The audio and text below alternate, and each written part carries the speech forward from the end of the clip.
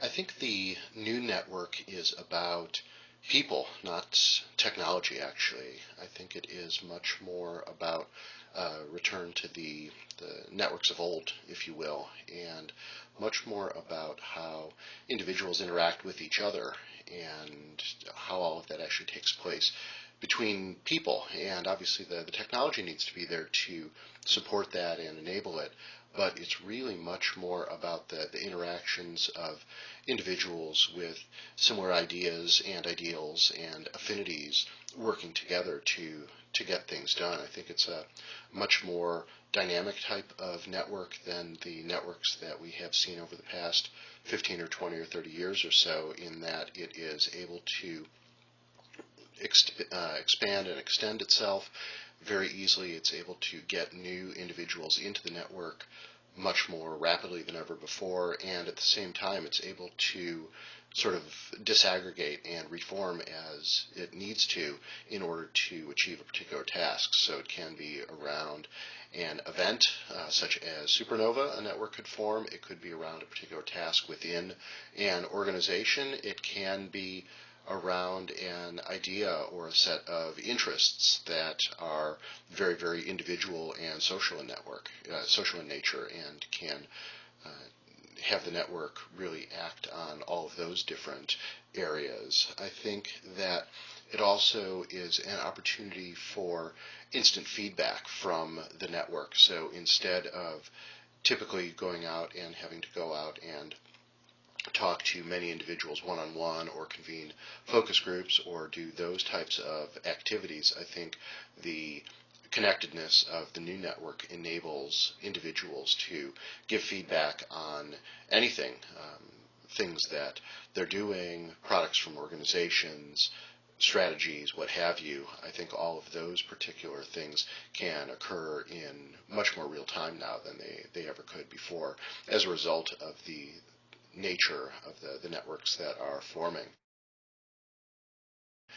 As far as the particular trends that I'm starting to see emerging, the top of mind one right now is the project that's going on based out of the Berkman Center at Harvard called VRM, or Vendor Relationship Management, which really is the converse or reciprocal of CRM, or Customer Relationship Management, as it's been defined over the past few years.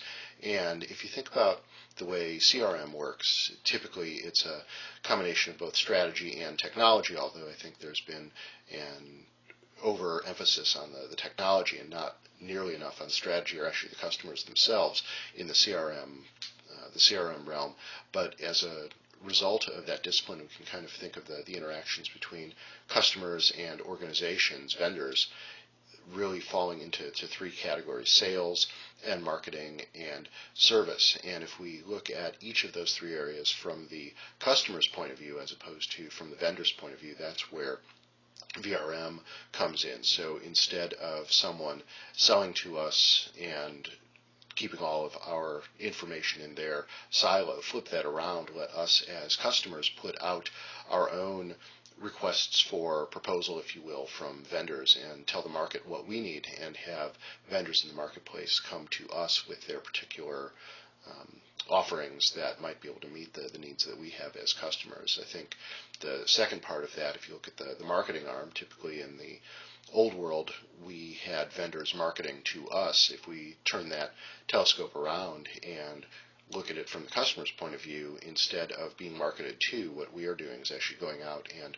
browsing and looking for information that can help us solve problems that we have. I think the third side of that pyramid, if you will, is from the vendor side. We always think of it as service and support. If we turn that around, what does it look like in a world where customer is driving service and support, instead of going out and calling into a call center somewhere and having the person there get a screen pop and see all of our history that has ever occurred with that particular organization? Why don't we all as individuals have the ability to track all of our support interactions with the vendors that we're working with, and publish that out to the world where appropriate, obviously taking into account the appropriate security and privacy measures, so that we can, as customers, share information and get better service based on the aggregate power that we have as we're all interacting with a number of vendors.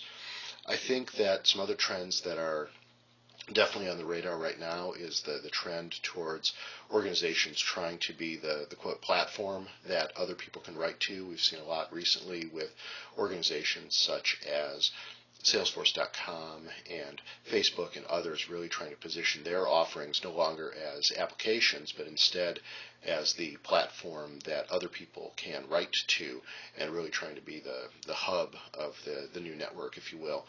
And that gets extended through widgets and other types of very, very small atomic technologies that can snap into these platforms. And I think that is another significant trend that we're going to see going forward over the next couple of years. I think there's an interesting trend towards the idea of metrics and people starting to think about, well, if all of these different types of networks are forming and the Facebooks and MySpaces and App Exchanges of the world are all the places where all these things are happening. How do we actually measure what is the value of these networks? How do we look at a community and figure out whether it's working or not, depending on your definition of working? So I think over the next 3 to 5 years, the idea of how communities actually are measured and how those metrics take place and fit into the business side of things, I think is going to be a very, very important trend that we need to be continuing to watch.